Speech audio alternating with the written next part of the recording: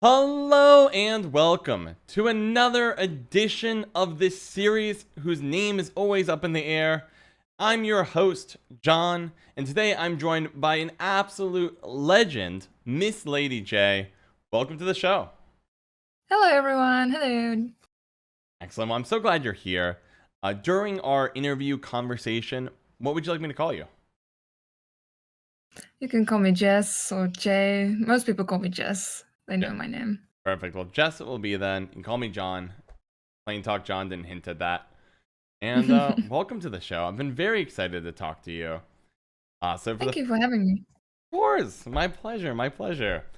So usually I like to have the guests start off with talking a bit about themselves, talking usually about education, work experience.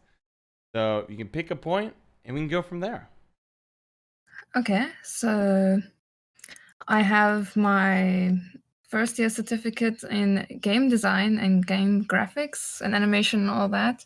Hmm. I used to work in the game industry at 3 of my jobs. My latest one was making online casino games, actually. Interesting. But yeah, now I'm unemployed, but basically I guess you could call me a full-time streamer kinda, but not Okay. full-time pay, but I'm getting a Hmm. salary from my team, so I would say that's employed as a streamer. Interesting. So it sounds like you studied, I believe when I was looking into game graphics and multimedia, and you've had three different jobs. Yep. And were you laid off because of or not laid off, you said you're unemployed. Did you leave the company? Did you get laid off because of COVID? What happened there?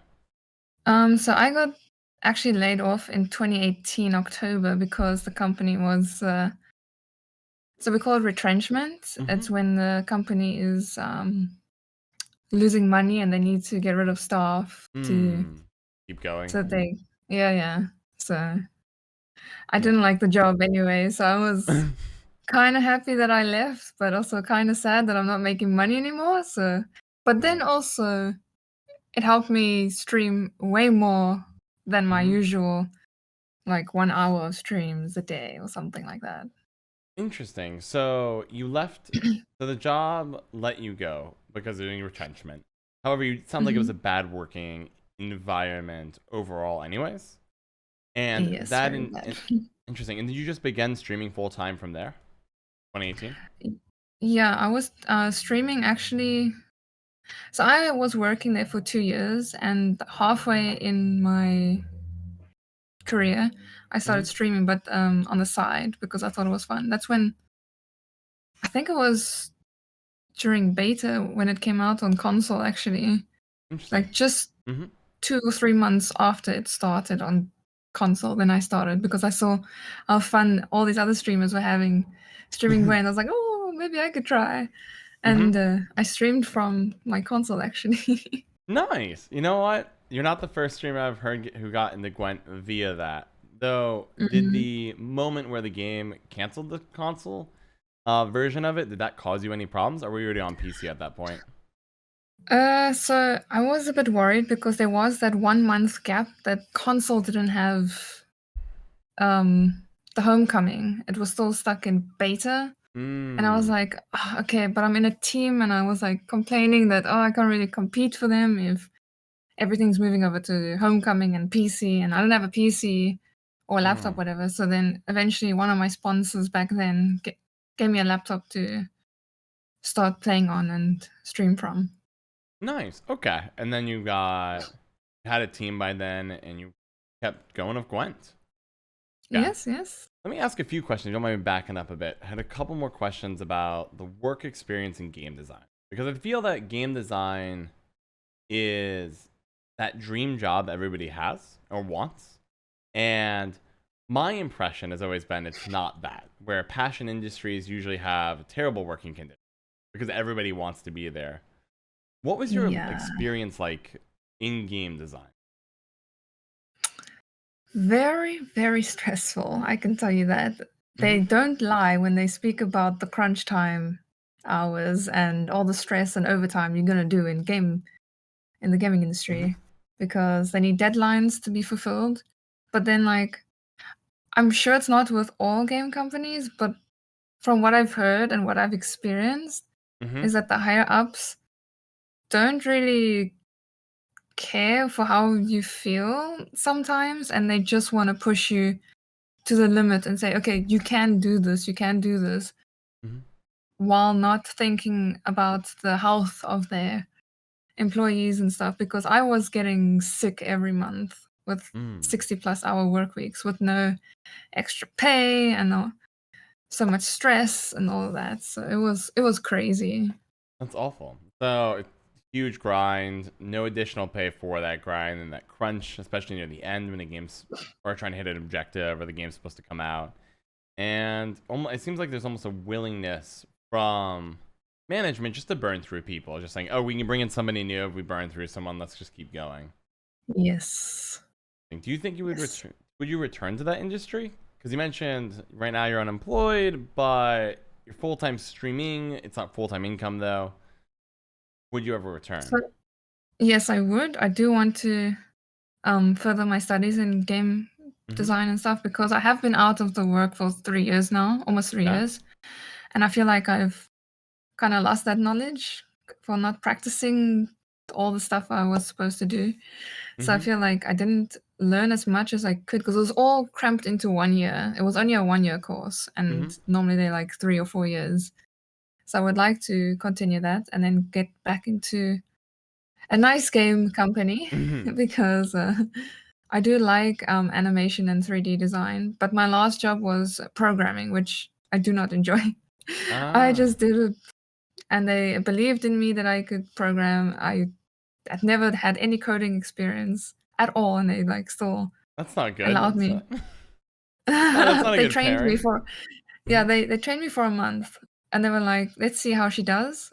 And apparently, they kept me for almost 2 years. Well, you know what? It worked out kind of. You were able to stay employed for 2 years, and so you coded enough to stay there. But it was a first that it ended up being at a bad company, as Yes. opposed to, it's nice they believed, except the other aspects sounded terrible. Yeah. So, were you employed at one of these gaming companies when you first streamed? You mentioned you started streaming in beta Gwent on the console. Yeah, my last job was, I was employed when I started streaming. Okay. So yeah, I was full-time employed. Nice. And so you're just doing casually as a kind of like dipping your toe in the water. Yeah, it's like a hobby or like Nice. fun thing to do on the side. Nice. And when did you get in sponsor? Did they come after the employment or unemployment, or how did that work out? Okay, so no, it was during my employment. Dang. I Okay.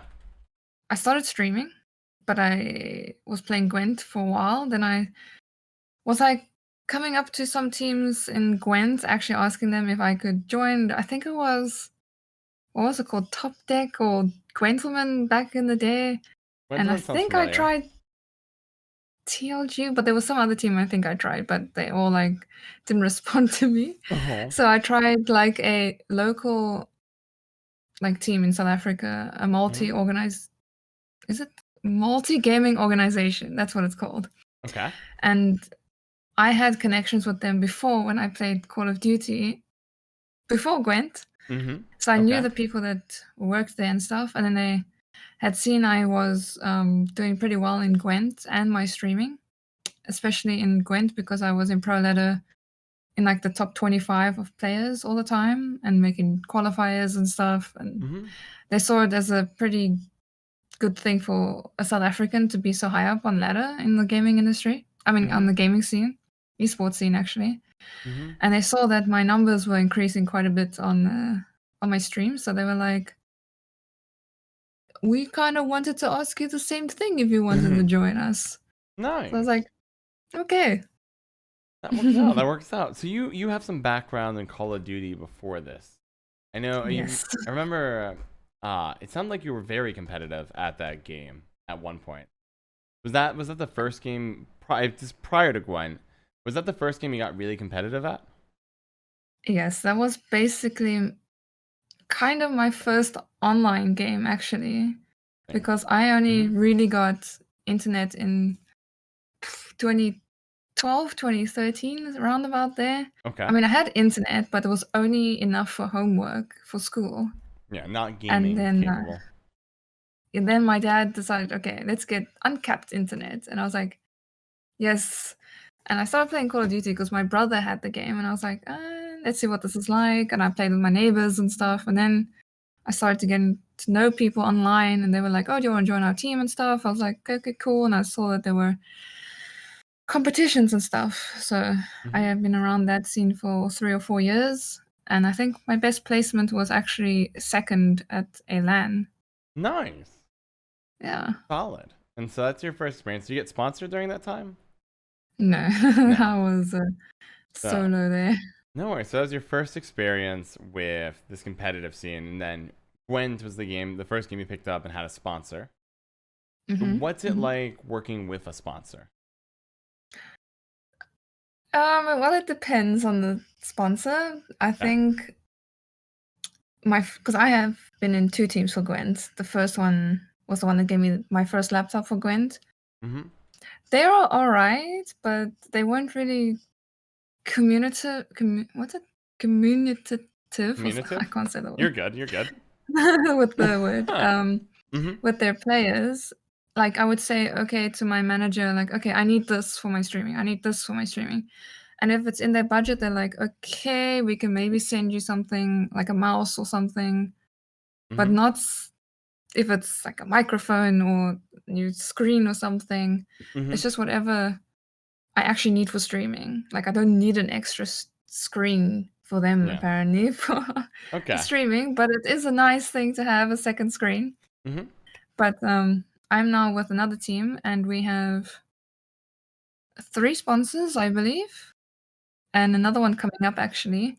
And it's really cool working with these sponsors because our managers and team, they're really into like supportive of the players Okay. and the streaming team.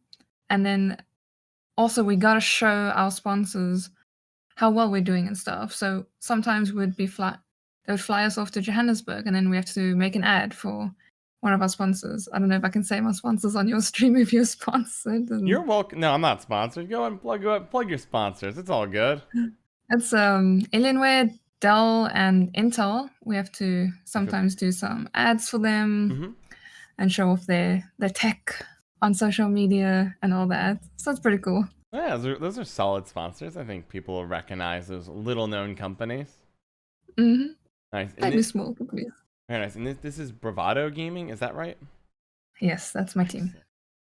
That's awesome. And yeah, it sounds like it's really full blown esports team. You're streaming. You're a streamer for them, correct? Yes, content creator. Yeah. Content creator. And then you do the ads. It's the full deal, right? And that these days is Hmm. what a lot of people are aspiring to be, which is find a team, get that support. Sounds like they give you some type of salary, which can help you. Hmm. It's because you've been out of the I guess like mainstream workforce is what I would call it. Like I have a job and now I'm basically self-employed with this additional Yeah. income from being a part of a team. Nice. Yes. Okay. It's always weird going to Mm-hmm. like when you need to apply for like a new credit card or something, then they ask you where you work, who's your employer, and what you do. I'm like, Mm-hmm. uh, I'm a content creator. And they're like, what?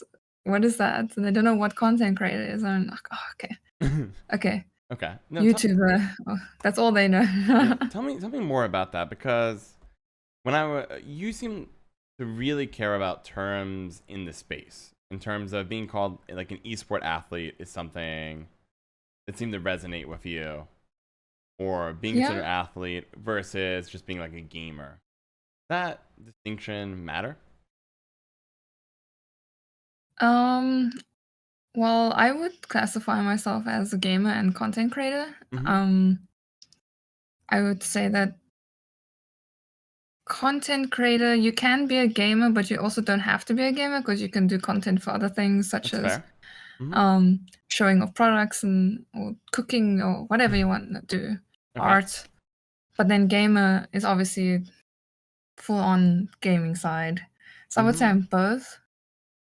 Um, I don't know if there's one I would go specifically lean towards. Okay. I would say just both. But for Nice. my team, I'm a content creator, of Nice. course. Do you think in the future, like credit card companies, when you write content creator, will just know that immediately and be like, okay, that person creates content? I think it's pretty new, even though Mm-hmm. it's like, I would say at least 10 years old, but it's still pretty new to a lot of people. They don't know what content creator is Mm-hmm. for compared to like a lawyer or a programmer or something. Mm-hmm. So, but I do feel like they are catching on because I did go to a casino to Mm-hmm. what's it, apply for a casino card or whatever. And then Interesting. they asked me what I do, and I said content creator, but they knew what I was talking about compared to when I went to the bank and they didn't know what I was talking about. So I What's a think it's slowly like catching on. Interesting. What's a casino card? I've not been to a casino, so maybe it's an obvious question, but I'm unfamiliar. Yeah, it's not like at all casinos, but the specific one I went to, they give you a card and then you load money onto it, and then you just put it Ah, into the slot machine makes sense. Makes sense. for Okay, credits. I'm with you. So interesting. So, what ambitions right now do you have for your stream and your esports team association? Tell me about that. Mm, I would say one of my biggest ambitions for this year, I would have liked to have tried to. So I've set a goal for my channel Okay. that perhaps I would reach 10K followers by the end of the year, but I doubt that's gonna happen. It's very ambitious, but you never know. Mm-hmm. But also for Gwent, I have I feel like I would say washed up on Well. Gwent. I'm trying to get back into top 64 for some of the competitive seasons, and sometimes I Mm-hmm. miss it by like 3 positions. And I've like Mm. played Gwent so much that season's like Mm-hmm. a few hundred games, and then I'm burnt out for the next season, and I'm like, oh, it's the Mm. point. I'm burnt out. Don't push yourself. And I'm Mm-hmm. like, then I stress out about the next month not reaching top 64. I'm like, ah, and then it just like gets to me, and I'm like, oh, I should probably calm down and just play properly. And also, I don't have that much time Mm-hmm. to play so many games compared to when I was in beta Gwent and stuff. For some reason, I had more Gwent. I mean, more time to play Gwent when I was working, not compared to now. But yeah, Elaborate on that. What's taking up your time these days? more like I wake up very late in the day. I would say Okay. about noon, and I spend a lot of time with Crozier on Discord when I don't feel like playing Gwent. I rather want. I feel like playing other games Mm-hmm. than playing Gwent all the time with him. So Okay. yeah, You know what? I mean, I don't blame you. He recently proposed to you, after all. yes, So yes, I don't blame you for feeling close and wanting to spend more time with him. yeah. Interesting. We'll get to that. We'll get to that. Let me ask. Okay. So you right now you're trying to get back a bit more into Gwen, but it's a tough balance trying to manage your burnout. Do you have any strategies you are employing to get that like energy back to keep grinding at the game, or just take it day by day? I think I just take it day by day, and it's also dependent on the meta if I like it or not. Okay. Because sometimes I feel like, oh, it's a chore. I need to play. I don't like this meta. I don't like the decks. Because I'm a kind of a person that doesn't really like to climb with meta decks that are so popular. Mm-hmm. Sometimes I play, I don't know, for example, this season I had one of the highest win rates with Squirtle when I was playing Trap Scorch, Mm-hmm. my best faction this season. And Nice. yet I'm struggling Impressive. with Syndicate and Nilfgaard. I'm like, why am I struggling with these two factions when everyone else is doing so well with it? Right. You're struggling with what's the best, and then you're succeeding with what everyone's failing at. Yeah, But exactly. I'm the opposite. interesting. Interesting. So you're taking it all day by day. How do you manage getting burnt out of Gwent when it comes to streaming? Because you've been streaming for 3 years now, and Yes. it's primarily Gwent. So Mm-hmm. how do you find the energy to just keep clicking on the stream and saying I'm gonna play Gwent, even though I'm really hating Gwent at the moment? um, I would be lying if I said that I felt like a lot of times I didn't want to stop streaming, but there were times that did want to happen. especially at the end of last year. I felt really burnt out from streaming inconsistently and seeing my growth not going too well, and of course I was traveling a bit, and I saw that it was weird that if I'm traveling my numbers just go like this. Yep. And it was my worst year. And then I Ouch. decided, okay, I need to have a fixed schedule every week, and I need to stream more consistently. And I did that, and then my numbers just shot up like this. My mood went up, and I don't feel burnt out from from streaming anymore. And I do stream more variety games compared to just Gwent every single day. Interesting. So you diversify the games, but it also sounds like your emotions are tied to your numbers. Where if things are looking up, you feel great, and when they're looking down, they feel terrible. I would say, because that was more of like a bad time in my life or depressive time in my life. I would say that if my numbers are going down recently, I still feel fine. I don't worry about it too much as I used to. I think my mental space has gone up quite a bit this year. Good. That's good. Is there any advice you have for somebody trying to increase their mental space? Sounds like you got out of a dark place. Yeah, I would say if you're a streamer and you're worrying too much about your numbers, I would say like hide the viewer numbers at all costs. Don't always worry about that. You're gonna have good days and you're gonna have bad days on your streaming. And after all, it's just streaming and it's just a game. Don't let it affect your life, because then it's gonna affect everything in your life badly or poorly. You might have a bad mood and you're gonna say something bad to a family member or a friend or something, and then you're gonna feel bad afterwards. And also, if you're streaming like 6 hours a day, maybe reduce that to like 3 hours a day. It might help. Nice. That makes sense. Just dial back if you need to take a break, and you hide the numbers. I think hiding numbers is such an important part, where sometimes the game's just also having a bad time. Gwen's viewership drops by 500 viewers for a month. Bad patch or bad meta. And if you're staring at numbers, they're all going to go down because everybody's taking hits. And it'd be foolish to let your emotions get in the way of that.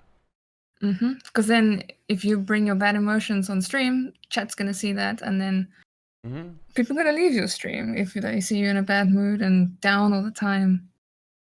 Yeah, do you think there's a balance there between when to be, like, when you go to stream, most of the time you look for energy, excitement, happiness, but it's hard to always maintain that. Do you have any strategies for how you handle times where you log in the stream, you're feeling, like garbage, and you think you're gonna have to, you're gonna have to potentially fake it or open up about your feelings? Any strategies or thoughts on that? I would say most of the times when I'm feeling down, I'll either not stream at all, or if I start feeling down in the stream, I would maybe stop it earlier. But most of the times I do not tell my chat, I'm feeling down and I'm not in the mood. Or if I do, then I'll say, okay, I'm going to end the stream a bit earlier. But sometimes I'll just put on different music, more cheerful music, to pump me up in the background, and then and maybe change strategies. If I'm playing Gwent, then I can change to like a different deck or something that's actually going to work and that's more fun than a meta deck. That's a bit boring than the fun decks. That makes sense. Just that, if you need to end it early, skip a day. And then if you're going to play and go for the full stream, rig as many things in your favor. Change the music, make it a cheerful environment. Play a deck you like and that you might have a high chance of winning on, because winning is fun. Respect it. Or even change to a variety game. Or, yes, variety as well. Walk away from Gwent. Pick something that you've been craving to play for a while, whether it's Dark Souls or... I don't know, maybe not Dark Souls. Dark Souls feels humbling. Maybe like, I don't know, a fun adventure game like Horizon Zero Dawn or something. Perfect. Yeah, Horizon Zero Dawn, Dead Redemption. I don't know. I don't know what your fancy is when it comes to games, but whatever you're craving. I like it. So, from what it feels like, you have a very casual view towards streaming. It's not that you, 'cause some people are sitting there and they're waking up every day, they're grinding out 8 hours, 9 hours sleep, no time off. You seem to have a position for your stream where you want it to be successful and you have the consistency, but you also have this other part of you that says, you know what, I'm not going to make this my full-time career, full-time now, but I do want to get back into game design. Hmm. How do you balance both those ambitions? Because one says, you know, if I want success, you know, do the grind, you'll grow a little bit faster. But simultaneously, if you're gonna get another job, it makes the grind has to stop then eventually, because you won't have time to do a full time plus the grind. So how do you balance that mentally? So I was thinking about that for a while, like if I get Mm-hmm. another job, like how am I gonna balance the two? But I think Mm-hmm. my biggest goal for Twitch or for streaming when I started out was to get Twitch partner. I was grinding out streaming, like you said, 8 hours a day sometimes, and Mm-hmm. every day I was pushing and pushing and pushing to get that. And I finally got it, but now I'm like a bit more relaxed when it comes to Mm-hmm. my goals on as a streamer. So if I do get a job, I will accept that Twitch or my streaming will be a side thing, and Mm-hmm. that the job, of course, is gonna bring in more money than Twitch, Yes. and yeah, it's just gonna be a hobby then, not a full time thing. Yes. I think people have that myth of streamers make a bunch of money. Pokimane makes a lot of money. Most streamers, Yes, very, very, very little. It's guys, you don't make that much money as a Twitch streamer. No, the odds are all stacked against you to have any financial success on the platform. Mm-hmm. But we'll try it. We'll try it to some degree, whether it's part time, full time, hobby, whatever it is. Get that itch. Mm-hmm. Have you been looking for work? Do you think that choice is coming up? Because it's been a few years since you were in the traditional workforce. Are you looking right So now, when or are you I just chilling? Mm-hmm. so when I got laid off with my previous job, I was looking for a job Mm-hmm. for a while, I would say a few months. But then I realized, okay, so if Crozy and I are a serious thing and are together, it's Mm-hmm. really difficult for me to get a job here, especially with Mm-hmm. our 40% unemployment rate. Mm. But mainly because if I get a job soon or now, Mm-hmm. then I cannot take leave, like holiday, as much as I want to and spend time with Crozier. So the Mm-hmm. first year of getting a new job, most of the times you cannot take leave in the first year. Okay. So you would Interesting. have to wait for the next year. Is that common in South Africa? Yes, because they don't want people like saying, "Oh, you got the job. Okay, can I take holiday now?" Interesting. It's so funny. I thought so. I'm states. I'm in the United States, and compared to so you're of course South Africa. Compared to Europe, I always Mhm. looked at Europe and like, which is not obviously where South Africa is, but when I hear about working conditions in the United States compared to Europe, like Europe's like, oh, we have 25 days off. Everyone's like, everything's lovely. There's a real emphasis on work life balance. I'm like, wow, man, states are behind. But now I hear you, I'm Mhm. like, wow. Also, man, my 2 weeks a year are feeling real good at a traditional job. If year one you can't touch your time at all, that is. I don't think it's all places, but Mm-hmm. that's like I'll keep telling my dad, I'm like, oh yeah, I want a job, whatever. But that's like, you realize you cannot take Mm-hmm. leave of your first year. They're not gonna allow you to do that. I'm like, oh, okay. Yeah, and that could Well, be, yeah, that's a real problem if you're trying to spend more time with Crozer. yeah, Uh, it's really difficult if you have long distance relationship. yeah, I was wondering about that. I think, how did you manage that? Because you're doing a long distance relationship across continents, which is Hmm. pretty bold. Crozer in Germany? Is that right? Yeah, he's German. So that's pretty intense. How did you manage to keep that going? And how long have you guys been together? 2.5 years. 2.5 years. And how did you like, what are some tips for people? Most long distance relationships, like 2 to 3 to 4 hours away, break down. You got married across continents. What advice would you have for people? Okay, so everyone says in long distance relationships, most important thing, of course, is communication and Mm-hmm. honesty. You have to be honest with everything you say to them because otherwise the other party is going to have doubts and then start worrying about what you're doing, and then it leads to fights and complications. Mm-hmm. And communication, you have to talk about what you want in life together and what your goals are together, and etc. Mm-hmm. But I feel like we have it a bit easier than other long distance relationships because we are both gamers. So we're constantly talking on Discord and we're constantly playing games with each other and watching movies and series together. So it kind of feels like we're with each other in person every day, except with the physical aspect of it. That's interesting. I like how basically you're using the new technologies, modern day, right? Discord to Mm. connect people, gaming, and to be able to watch movies simultaneously across Mm-hmm. continents. Hey, you have this really strong digital connection. And when you're in Mm-hmm. person, you can travel. That's great. Obviously, that's influencing whether you get a job right now. But you are making a lot of time each day to spend time with Cursor, even if it's digital. Yes, Of course, now he's I visiting you, have. but Yeah. that makes sense. That makes sense. And that's not, 2.5 years later, they recently got engaged, Mm-hmm. so it clearly is working. Mm-hmm. What type of goals were you initially looking for? If you don't mind me asking, for a bit of, or like, what are some? It doesn't have to be your goals, but example goals you think are good to outline when you're getting into a relationship. Like, Especially long distance. yeah, especially long distance. Yeah, you gotta first see what the other one is interested, and you have to tell your partner what you want in life and in your future. For example, if you want to get married and if you want children, if the other one doesn't want any children, that Mm-hmm. might be an issue, but you can maybe get a compromise there. And where do you want to live, especially because we're both on two different countries, and then we're Mm-hmm. like, oh, where are we going to live? But it's obvious we're going to move to Yep. Germany. It's a bit safer than here and Uh-huh. a bit easier to get a job, probably. And Mm-hmm. yeah, basically that. And our goals next year, when he's done with his teacher's training, we're gonna look for a new apartment to stay in because his one now is a bit too small for two of us to live in right now, Mm-hmm. and with my dog, so we have to find a bigger one. Yep. And then also we have to decide when I'm gonna move over, because that's also like quite a big step.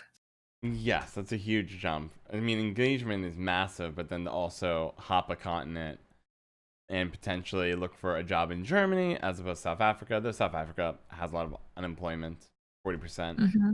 Still, it's like a major shift, cultural shift as well. So yes, And mhm. leaving your friends and family behind also.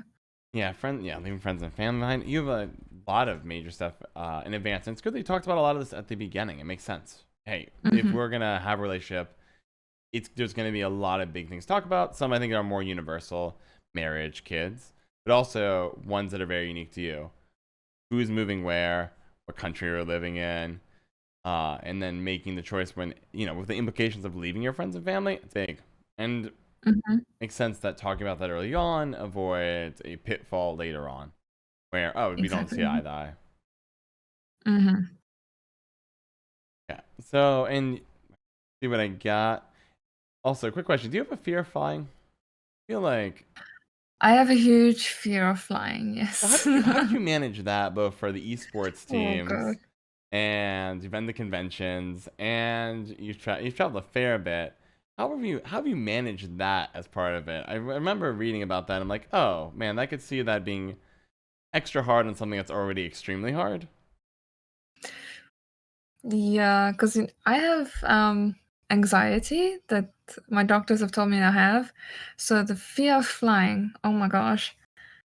I really start getting nervous and I start shaking when I'm at the airport and knowing I'm gonna go on this plane because I don't know what it is, but ever since I was a kid, I used to watch all these documentaries on National Geographic and Discovery about plane crash investigations. I'm like, okay, that must have like fueled my fear for flying. Oh, And okay. That's so sad. ever since I was a kid, and I feel like it's interesting for me to watch. I still watch it today.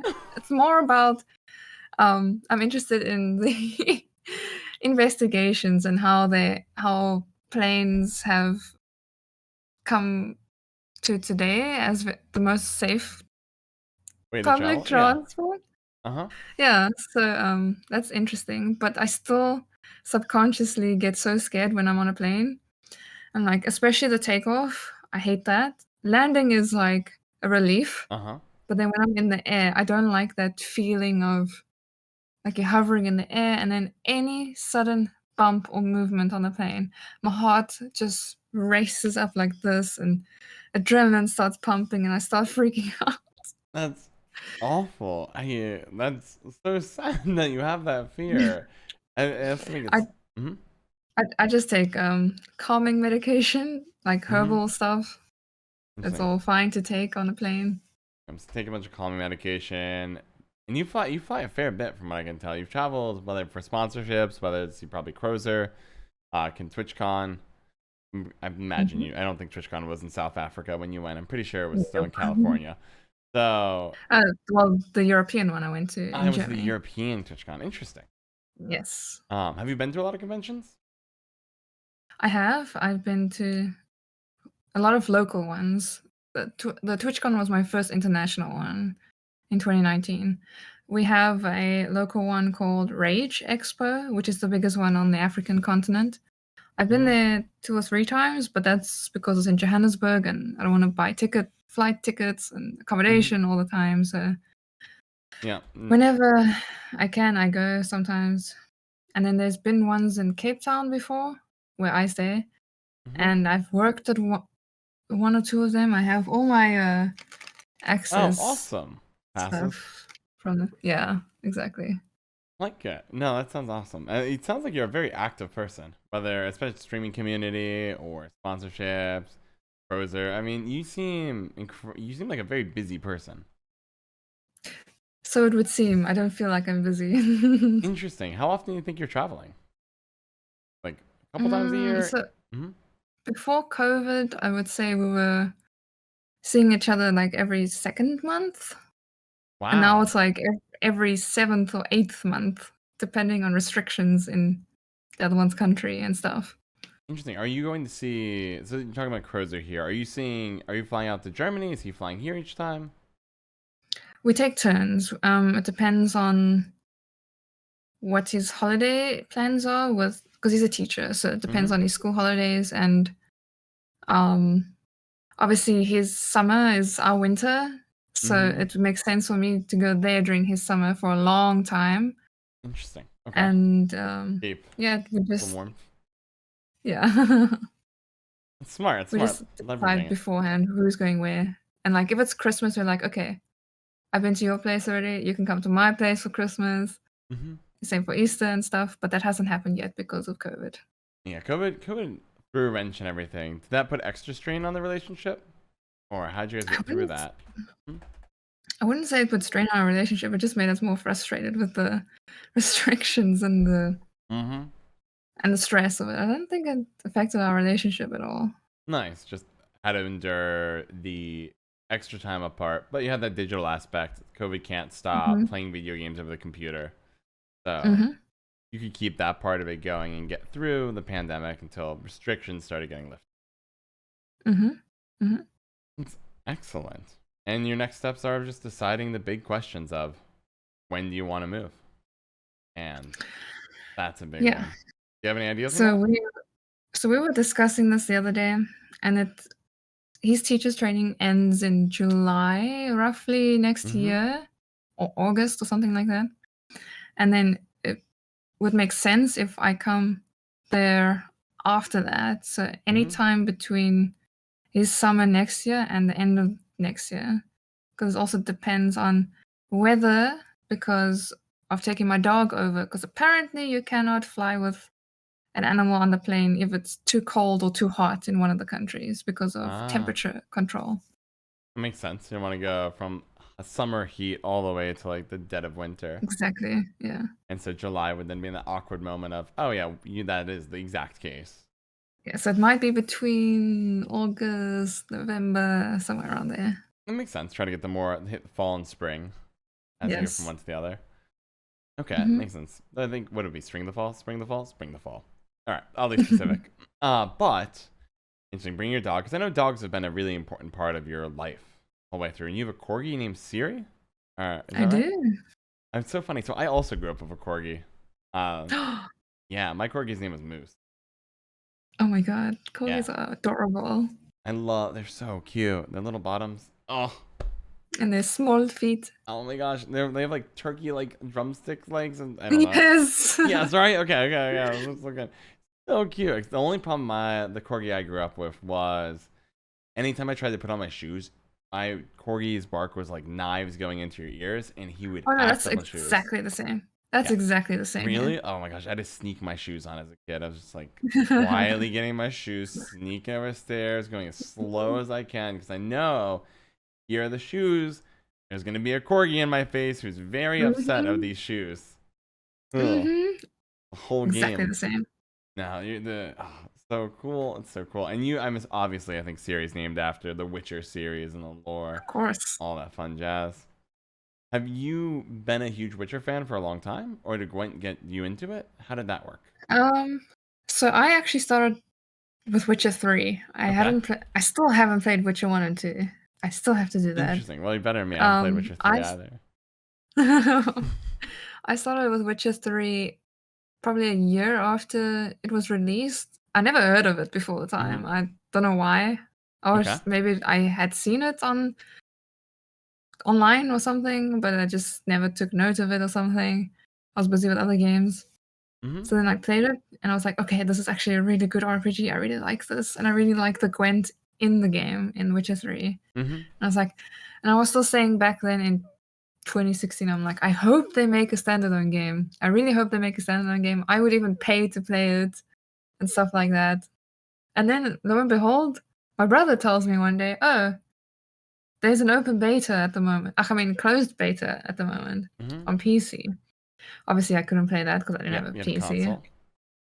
So I had to wait for it to be on console.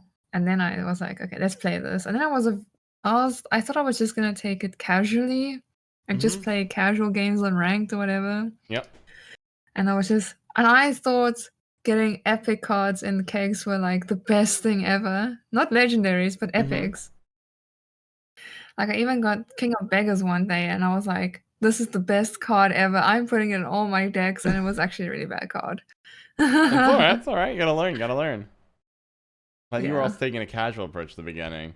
When did it end up becoming competitive for you? Is it just natural, or did you just decide one day? I think it was more just natural when I started watching a few more streamers and going on Reddit on some deck guides and strategies. I know Reddit, yes, I know. I wasn't familiar with Discord back then. Well, I like and Reddit then too. I was like, actually, I can win some games. And then in the second season of Open Beta, I actually made my first, what was it? Masters or rank 21 or something like that. Nice. With my own Spelletel deck. Interesting. Very nice. And then that started a really competitive thing. And what's your proudest competitive Gwent achievement? I would say probably being invited to I don't know if a lot of people know this, but there was a Gwent tournament called the Gwent Skirmish, where CDPR actually invited 8 content creators to play in this. It was like the first month of Homecoming. And I was one of the invited players out of the 8 players. And I actually won a few games. And that's actually how Crows and I met, because I asked him to coach me. Yeah. Nice. And it sounds like accepted and coached you. Nice. The tournament seems pretty pivotal then in your life. Yeah, I would say so. That's excellent. And that's actually how my stream actually got traction from there, because we had to stream our games and CDPR would host it and stuff. Okay, so that was your breakout moment. So then do you know how you got noticed before then to get this invite? I think because I had been in talks with Vladimir, who is, I'm not sure if he's still in charge of esports. I think he is at CDPR. And because I had been in the qualifiers before, in in the past, and since I was on console, sorry, All good, all good. since I was on console, I needed a PC account, so I would have to contact him all the time and talk to him through Discord about that all the time. Nice. Okay, so you got that connection hooked up, and Vladimir was able to get you, or at least was aware of you, off this invite, where you got to really know Roser, who coached you at this key tournament, and it's not only your proudest Gwent like competitive accomplishment, but also connected you with Roser, who is now your fiance as of just a few days ago. Wow. So I could give clap to Vladimir and Gwen and CDP or whatever. I mean, I think that's pretty crazy. You have a story where, you know what, your Gwent literally got you a spouse through a wild journey. It's crazy. That is pretty crazy. Unlike it, unlike it. That is fantastic. And then, you know, here we are. Who knows? Do you have any idea where Gwent will take you next? No idea. I'm hoping to make one of the qualifiers, maybe make an open, but that's a long shot from now. Yeah, long shot. But you sounds like you have time, right? Because you're in a position where you have a successful stream.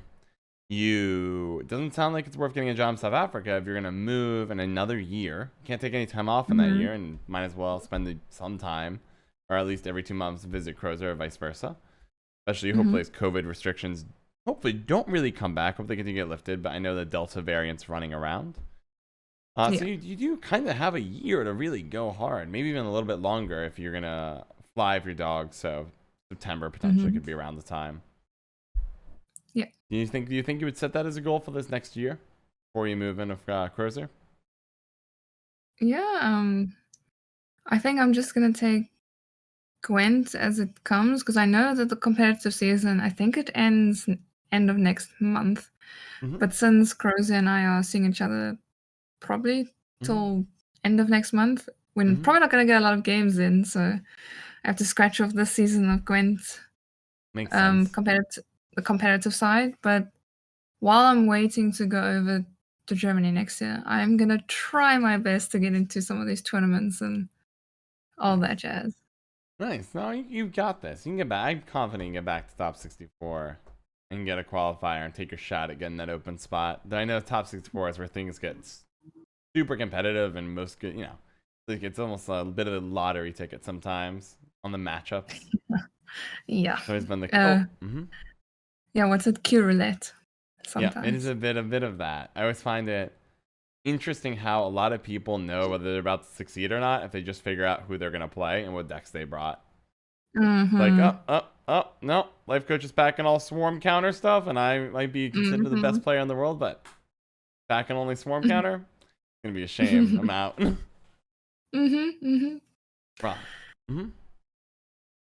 So, let's see. What do you ever find? So I had a very, very specific question about South Africa. Load shedding. Could you just tell me what that is and describe how it affects things? So load shedding. Oh boy, that's one of the biggest topics here in this country. Tell me about it. Okay. So I think it's been going on for like 15 years already. Don't ask me why it goes on for so long. But sometimes this country, it's like saying, it tells us, the power suppliers tell us on Twitter or on the news or whatever, today we're going to have load shedding because X generator or something broke down, and it's constantly breaking down these generators. And then that means that there's not enough power to supply the whole country in that given time. So they say, okay, we have to give each area of the country, it has to have like a scheduled time. We even have apps on our phone, what time that's going to be and on what day. So of course that's going to affect my streaming and stuff. Yeah, and it's basically a blackout, right? No electricity to reduce the load. Exactly. That's scheduled blackout, yeah. That's tough, especially in streaming is so centered on consistency. All of a sudden, having those inconsistencies definitely makes it and adds an extra layer of challenge to what is already a very challenging thing. So I mean, either I can go pay a kidney for an generator, but I I can sometimes just change the schedule of my streams in the day. Sometimes Mm-hmm. I'll just have to cut it out and say, okay, I will stream on my off day instead and take today off or something. Mm-hmm. So I have to know in advance. Sometimes it's like last minute and all of a sudden my power's gonna go out while I'm streaming. I'm like, okay. Yeah, that's gonna happen. That's rough. No, that's seriously unfortunate. Another layer of complexity trying to stream from South Africa. And all, yeah, Yep. that's a bummer. Are you looking forward to moving to Germany? Or are you, is there a mix? You looking forward? Yeah, I am. I'm nervous, but I'm happy to go over and start a new chapter, as they would say. Yes, there'll be less flying in this chapter. That's I feel like a pro. True. You're not flying every 4 months to visit Crozer and vice versa. True. Maybe it's more flying to close European countries that I want to visit. That's true. Well, there's a good train network. I've spent some time in Europe, and the trains are a great way to get around if you don't want to That's hop. also an option, yes. I don't know how it'll affect anxiety though, but at least Yeah, that's fine. trains are fine. You just need to have a little bit, like, be closer to the ground. Yes, I just want to see surface on the floor and know that I'm not gonna fall out the sky if something happens. Makes sense. Yeah, I someday I'll do skydiving, but skydiving with a parachute in a safe way. I think the other skydiving is not as fun. Mhm. Respect that. Respect it. Thing. Let's see. Give me a moment. Do you have any? One thing a lot of streamers talk about is when they do some variety gaming that viewership drops a lot. Do you find that as well?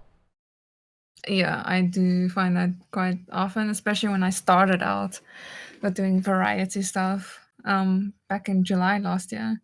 But I feel like it's picked up quite a bit lately with some of the variety games I'm streaming, especially the Dark Souls. Mm-hmm.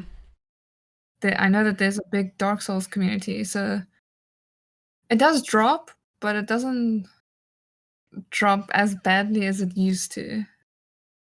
So it sounds like the game matters. So yes, it's gonna drop. You're gonna lose the people that are there just for Gwent. They want to see Jess stream Gwent, and if Jess isn't streaming Gwent, then they'll go on to somebody else. But when you go to a different game, hey, you're gonna bring some traction from that community that's curious about who's this person streaming, and then you have an opportunity to see if you can retain them with your own streaming skills, keep them entertained. I think, like, especially if you're not a big streamer such as Pokemon or someone Yeah. like that, and I would say Gwen streamer that doesn't have that big of a popularity, but still known, and then you're gonna play a game that's maybe very old or so indie that people don't know what the game is, then you're gonna see your numbers drop quite drastically, especially a game that doesn't have any viewers in that category at the moment you start streaming it. Interesting. So would your advice be then, if you want to protect your viewership, pick a game that has an existing community to help fill in some of the people that are going to leave from the Gwent community and swap over?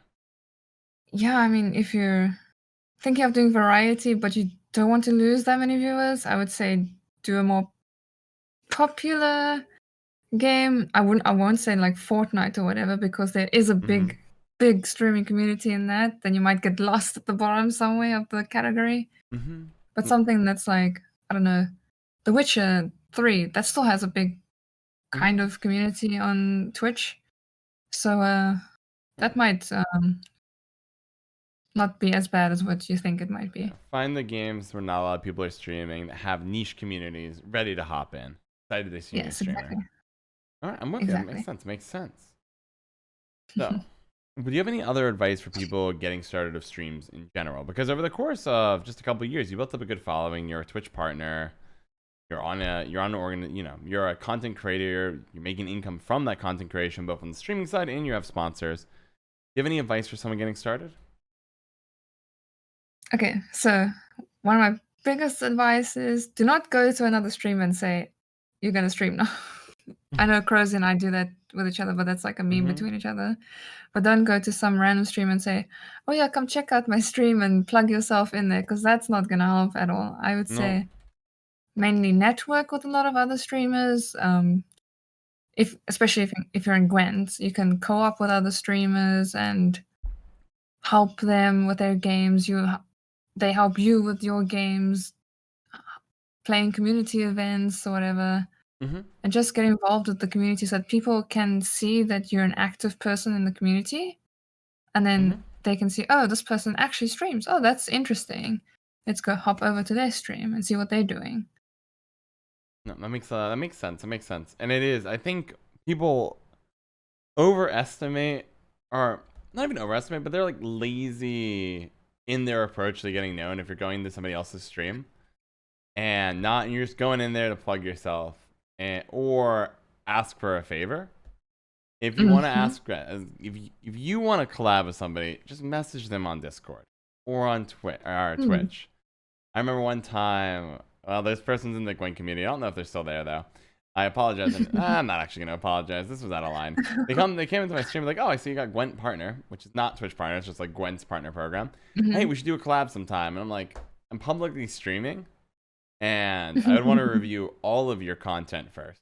I would want to see how active you are, how many people's following your stream, what does your like mood and my mood match each other? Are we gonna is your audience really toxic? I try to keep mine very wholesome.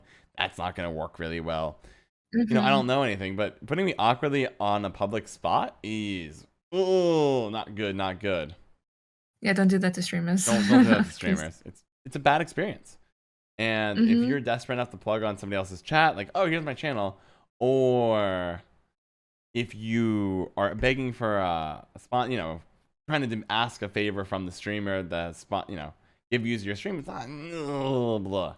There are a few exceptions to that, but those few exceptions are because they have a long history of being parts of the community.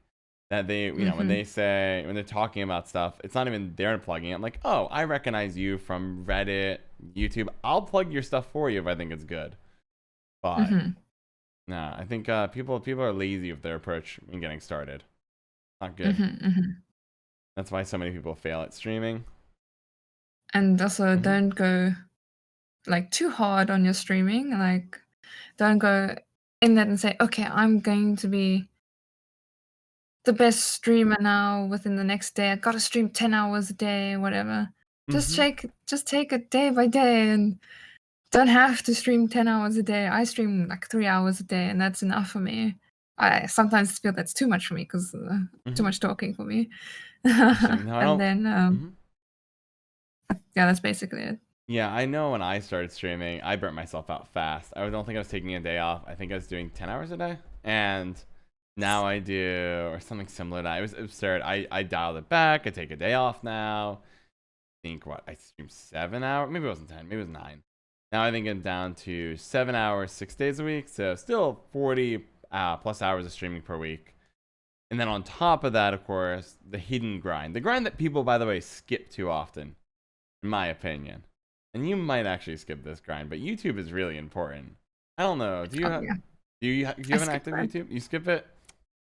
I'm part of the council though on YouTube. Ooh, that's good. I've been wanting to talk to Saber for a long time about the council, but I know he's very busy at the moment. Yeah, with his thesis, I think. Is it thesis? Okay, I don't know exact details, but I know he has stopped streaming recently, so I know his focus is elsewhere right now.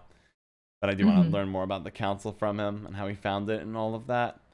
But the YouTube grind, in my opinion, is one of the biggest misses in the Gwent community right now, because it's pretty equivalent income to what you get via Twitch, and it reaches a much broader audience than any Twitch stream will. So yes, that's what Tia also told me. Tia Beastie. Well, yeah, Like Tia's a monster on our YouTube. One of the bigger Gwent content creators. Yeah, I've been talking to her about it. I'm like, should I do it? Should I not do it? I'm like, then it's more work, and I'm like, don't have that much time, and I'm like, and I'm still contemplating doing it or not. But then the council approached me, and I will do content when I have time, guys. I don't have that much time. And that's kind of that's like a good compromise of, okay, I don't have enough time. I have other priorities right now. And I know ultimately streaming is going to lean towards more of the hobby side because I do want to get back into the game design aspect of things. Therefore, hey, let me join a content creation group, the council, and upload videos there and have a lot of cool people to work with. Because I know it's up to like 11, 12 people in the community now, all pretty well known. Somewhere around there, yeah. Yeah, so that's this mutual YouTube channel, and then upload as you make stuff there. Works out, and that's also one of the largest channels for Gwent content creation at the moment. Nice. Interesting. Do you have, so for your stream, I know you're contemplating stuff, are there any improvements you're going to try to make over the next month or two? Do you have any short-term goals you're aiming for? I actually have not thought about that. That's all right. I would say I want to eventually get like it's just something small, such as like a animated outro. I don't even have an animated outro. I have an intro, but not an outro. But there's gonna be some changes with a lot of things on my stream within the next month because of our new sponsor coming on board, and our team's look has changed. So everything's gonna be a bit different and chaotic this next month coming. That's exciting. And it makes me feel any better. I don't have an animated intro or outro. So you're a step ahead of my mediocre technology. I finally got rid of, like 2 days ago, the default zombie in Streamlabs as the animation for follows. I still have the default corgi animation. Do you? That's excellent. Yes. I respect that, though. I respect that. You at least changed it. I kept the zombie and just like, yeah, you know what? It's good enough as a default. Yeah, like, okay, that's maybe one thing that I could put as my goal is to change the follower alerts, because it used to be the voice lines of some cards, but then something happened when OBS updated and it lost all the files. I'm like, oh my god, that's so many, and I've just been too lazy or just forget. And I'm like, when I start streaming, like, oh, I should have done that, but I can't do it now, and then I forget. It's all good. You know what? You gotta do what you gotta do. And if it's just like, you know what, maybe we'll move on to something different. Sounds like a lot of overhauls coming anyway. Sounds like a new sponsor coming on, new design for the team look, which means everything's gonna get a little modded up here there to look good for everything. Interesting. Do you feel like there's a place streamers waste the most time on that you feel is inefficient? Oh, I don't know. I feel like I'm quite a noob when it comes to streaming. It might sound weird, but I still have I still ask my teammates sometimes. I'm like, oh, do I use this widget? How do I set this up on my OBS? And I still don't know sometimes. No, it's so funny. I think that's a good example of what, at least for me personally, I feel like is an often common mistake where people prioritize knowing all the lingo, having the perfect settings, the perfect animations, and all that. When a lot of times streaming is just turn on webcam, start being entertaining, start going for it. And a lot of times I just use like default settings on OBS, default network settings and graphic settings. I'm like, oh, that's someone asked me, oh, do you use this? I'm like, what is that? No, I just use click start. That's it. And that's exactly right. You just go and you be entertaining. I found out yesterday there's a setting in OBS or Streamlabs that lets your chat bot say when somebody followed you in the chat as well as. Oh yeah. I learned that yesterday.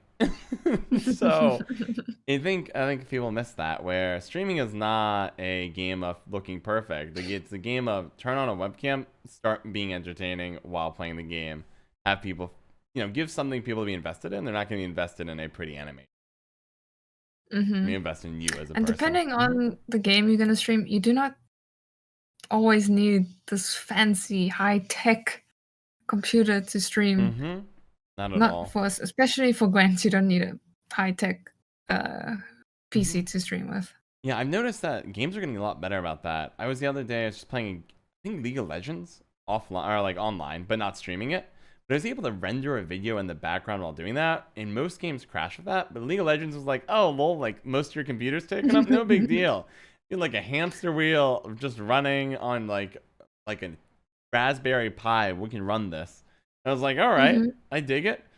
So I think, yeah, Yeah, games are more optimized than ever before for low-end PCs or consoles. like I don't know, yeah, both can like the go. other day I could process something on Photoshop. It was like saving and doing all those stuff in the Mm-hmm. background while I was streaming Gwent.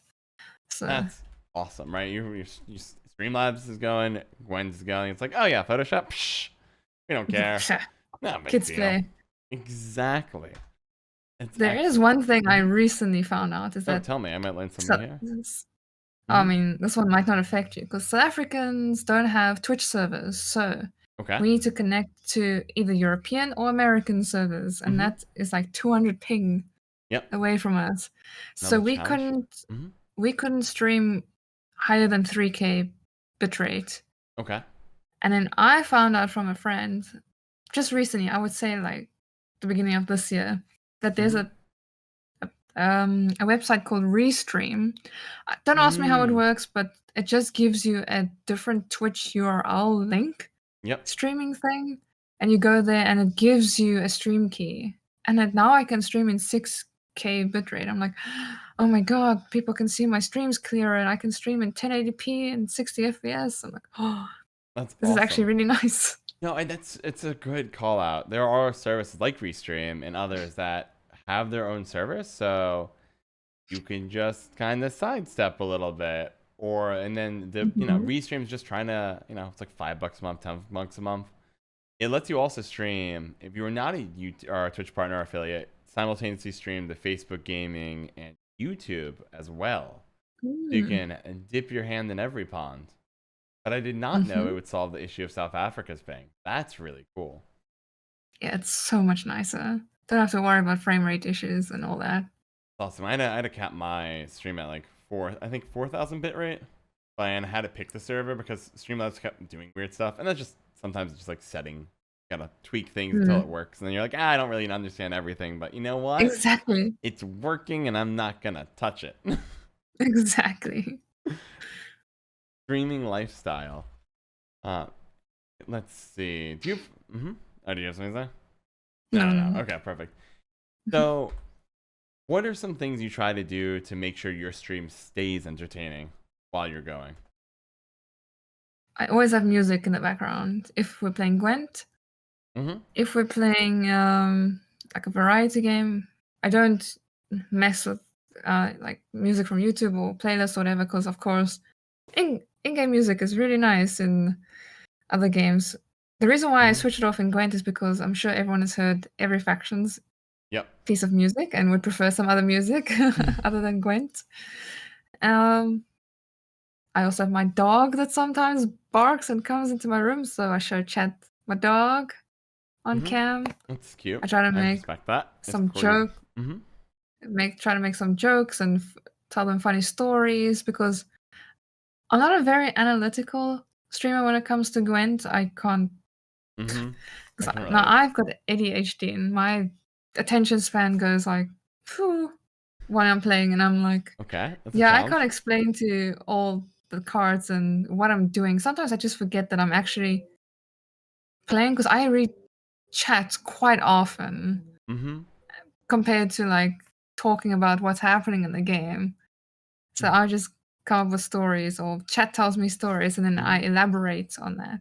I feel like it's like a good conscious choice to make. If you're gonna be analytical, then somebody's coming in for the gameplay, or you can be Mhm. conversational, knowing that man, you're gonna blunder sometimes, and when that happens, Mhm. like it is what it is, and chat's gonna be like, "Why'd you do that?" And you're gonna Yeah, say, Katega. "So I was talking to you guys. Don't give me that crap." Yeah, And then they're Mhm. like, "Oh, it's chat's fault now." I'm like, "Yes, exactly." Exactly. The other day, I trusted chat. I was reading them, and they're like, "John, hurry up! You're running out of time. Do this play." I'm like, "I'm not sure that works." And like, do it. I'm like, "I'll trust you." Nope, nope. They missed their math. They missed it by 2 points, and I lost the round. And I was very bitter. It cost me the game. Mhm. And that's Never listen to chat. chat is chat. Sometimes it's sus. I like listening to chat in retrospect because then I can like mentally go back and replay it. But during the Mhm. turn's always a little sus. Mm. I don't Mhm. know if all their math skills are up to snuff. Mhm. The Exactly. best part is can't see chat reaction because I hide them during the interviews. So I don't know. I'm sure they're all agreeing with me and reinforcing my strong opinion here. Right, I'm guys? looking at them right now. They're unhappy. Well, you know what? I know what you people like. You like watching me, which means your opinion's terrible now. So I'm just kidding. Love all of you. Where do I want to go next? So, do you ever make what was your biggest mistake do you think you ever made while streaming, or just like streaming in general? You think you missed an opportunity somewhere, or? Good question. Good time. I can't think of a specific thing right now. I think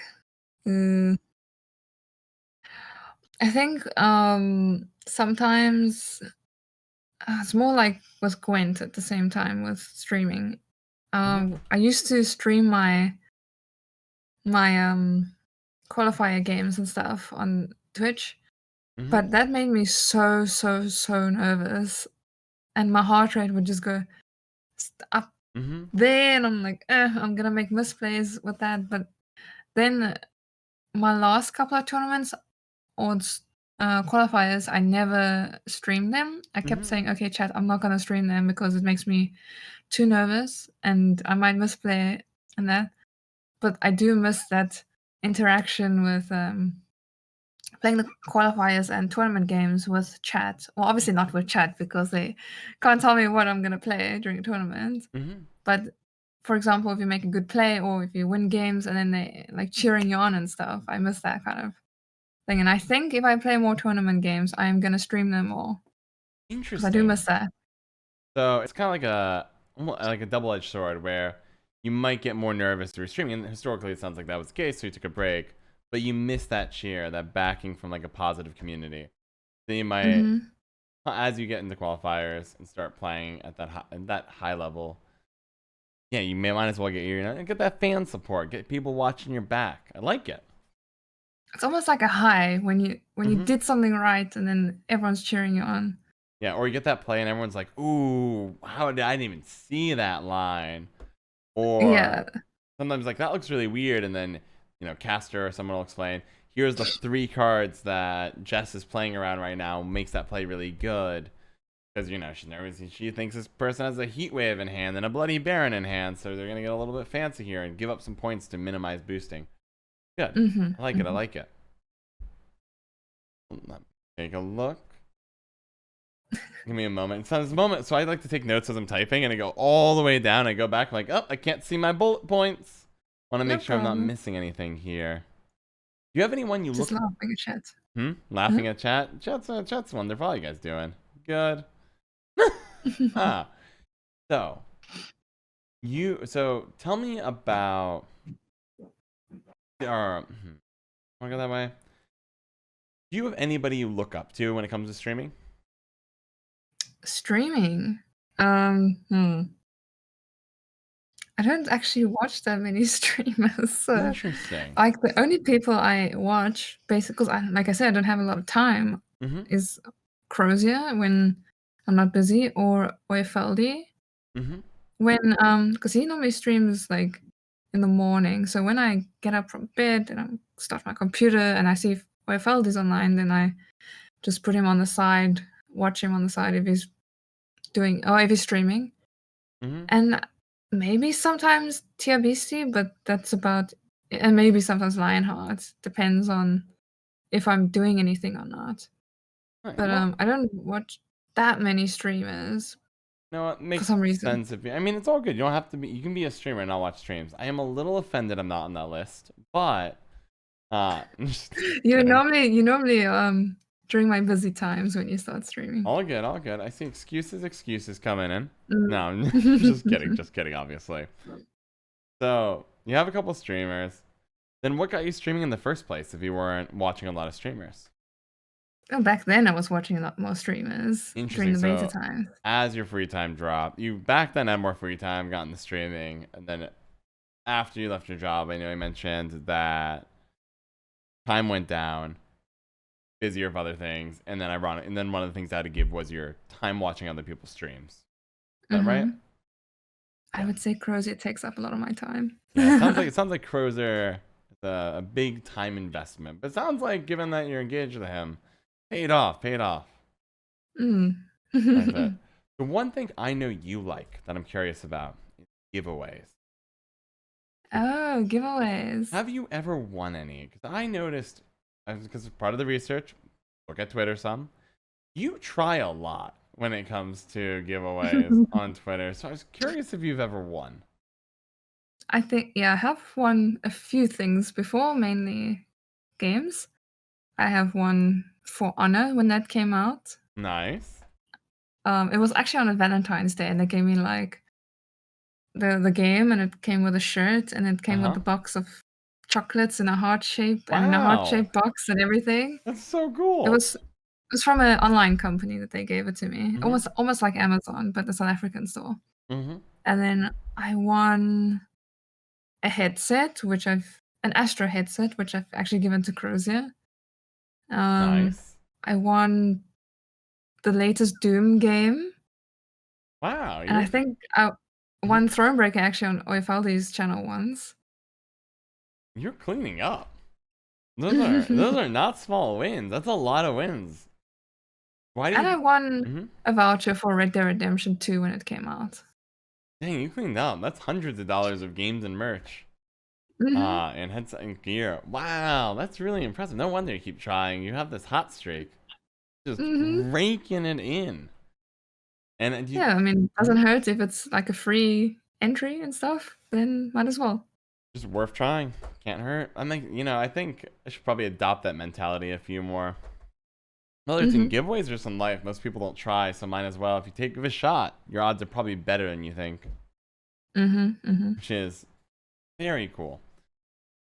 And so, wow, okay. So no wonder you keep on you're like spamming out like I'm in this giveaway, pick my tweet over and over and over again. Your 10 spams.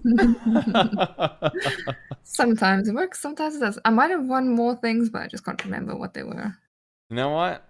I think with that success record, you're probably going to keep on playing or keep on trying giveaways and see if you can win some more. Respect.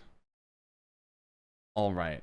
So let's look long term. Do you have any like overarching ambitions, like way out in the long term? It sounds like moving in with Crozer, getting a job back in game design. Anything else that's really on your mind? I want another corgi. You want another corgi? Is this gonna Geralt is gonna be his name? Yeah, that's exactly what Crozier and I decided for another corgi. Nailed it. Well, but that might be later in life. So the ages are a little reversed probably, unless you get a really old corgi. Yeah. But at the moment, my dog Siri doesn't like other dogs, so it might only happen after her. Ah, okay. Well, let's not rush the after her part. But yes, let's not rush it. Let's not rush that. You gotta enjoy your time with Siri. And hopefully, how old's Siri right now? She's turning 3 soon, actually. Yep. So you got a decade plus, likely with Siri. So no rush there. Or maybe Siri will, mature a little bit, come around on having another dog, being willing to mentor a dog to be as good a corgi as her. I respect it. I also want more tattoos. Want more tattoos? How many tattoos do you have? I have 3 at the moment. Yeah, I got 3. Do you know what your next one you want is? Yeah, it's like a floral design with a dragon in it. Nice. So I want something like that. Floral design with a dragon? Very cool. When did you get your first tattoo? I would say 2018, I would say. And on my ribs. That was my first one. On your ribs? Interesting. That's a boy. Isn't that one of the places that hurts more?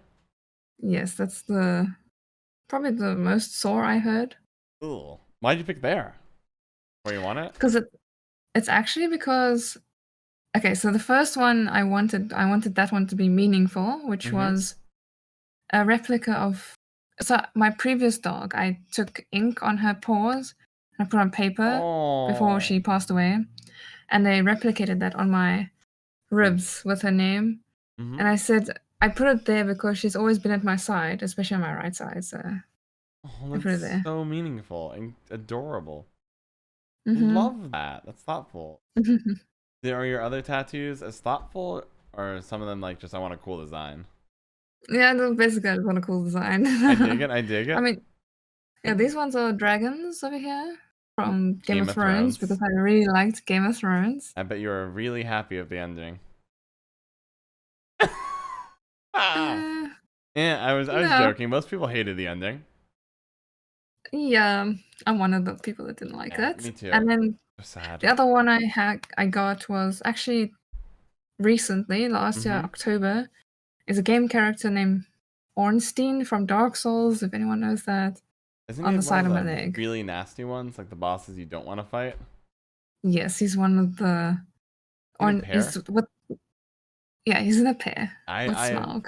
I have not played it, but even I have heard how unbelievably miserable that fight is. Where you have Mm-hmm. two massive bosses with a ton of damage and attack just beating on you, and it's, if I Mm-hmm. recall, it's one of the hardest bosses in Dark Souls. Period. Yeah, I've heard people complain about this pair a lot. Dark Souls is rough. I did not get particularly far in it. I should pick it up one day. I got through. I might just get the 3 and do. I don't know. I think Bloodborne might be more my style because I like faster combat. I dislike Mhm. waiting for my opponent to attack. But I Yeah, we was. just actually started Bloodborne like Did a few you? days ago. Yeah. Finding it fun? Well, Crozier's playing, I'm just watching, but I Ah. find it enjoyable watching him play and die all the time. I mean, it's the nature of those games. I think. Mhm. Yeah, I'm proud enough to say I got through at least, ignoring tutorial boss, got through the first couple bosses in Dark Souls, so I at least got my feet wet, right? I beat the Mhm. Minotaur, beat the gargoyles, beat the one after the gargoyles in that tiny room with the, like, it's not even a room, it's like a jungly little tiny thing with the camera I know they always exactly what picks. you're talking about. Yeah, the camera just does not work in that room. The design of that room is bad, and it was an easy Mhm. boss to beat. I cheesed it, but it was really bad. I did not Yeah. fight fair to win that beat that boss. I did exactly what I think the cheese was, and I just went into it. Mhm. I don't know if you cheesed that one. If you dodged and ducked, power to you. I just did No, falling attacks. actually, Crozier was here at my place when it Uh-huh. happened, and I got so frustrated. I said, "Yeah, just take the controller and do it for me on stream." So he did it for me. Well, if that works, people complain about the boss. What I did is all I did is ran up the stairs and plunging attacked, and just hit in the Mhm. corner, brought it over, and ran up the stairs, plunging attack. Anyways, I tried that too, but it wasn't working for me. I just did it until it did. I just did it, and it's like, oh, I died. Try it again. I have no other strategy for this boss. I just need to get like, if I can win get 5 in a row without dying, we win. And Mhm. that is all Mhm. I did. Anyways, getting very specific on the Dark Souls. Well, this is the moment where you have the floor. We can plug sponsors and your shout outs. Floor is yours. So if you want to watch my streams, it's MissLadyJay at twitch.tv. So it's just twitch.tv/ MissLadyJay. And on Twitter, if you want to follow what I'm doing there, then that's at MissLadyJ_ZA because someone already has MissLadyJ on Twitter. Mm-hmm. And yeah, or you can just go to my Discord. And if you want to ask me stuff there, then that's fine too. We discuss a lot of stuff, not just Gwent. Thank you so much. I appreciate it. Yeah, no problem. Thanks for having me. Shout out to McRandar and Ahmed Ali for all their generous support on Patreon.